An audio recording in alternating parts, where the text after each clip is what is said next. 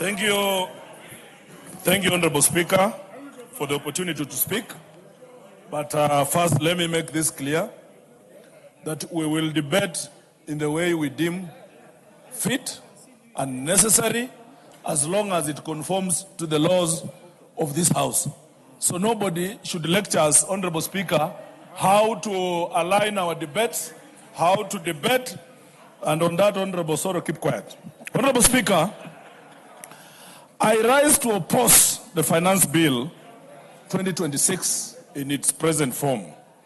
And let me say from the outset what this debate, Honorable Speaker, is not about. It is not about whether the state needs money or not, Honorable Speaker. Of course it does. Roads have to be built, Honorable Speaker. Hospitals must be stocked. And you know my pet subject of teachers. Of course, teachers have to be paid, teachers have to be hired, and police, and so forth, Honorable Speaker. My quarrel with this bill, Honorable Speaker, is how the government wants to raise the revenue, Honorable Speaker. When you read it closely, and not just in the headline rates, but in the schedules where the real work is done, this is a bill that will make life more expensive to ordinary Kenyans.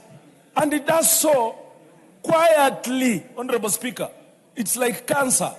It eats you quietly, but ultimately you are destined for death, Honorable Speaker. Honorable Speaker, my single biggest problem with this bill is that it hides price increases inside technical tax languages. Its favorite trick is to move essential goods from zero-rated VAT to exempt VAT. To most Kenyans, these two words sound the same. And of course, it's very mischievous, Honorable Speaker, of the government. They are not the same. And the difference is money out of pocket of the Mwananchi. Honorable Speaker, when a good is zero-rated, the seller charges no VAT and still recovers the VAT paid on inputs.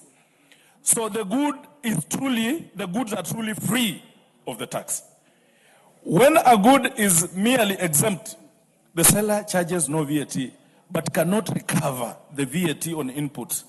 So that tax becomes a cost of doing business and is passed on the consumers, who are the ordinary Kenyans, Honorable Speaker, and that is what we are saying. Life becomes more expensive.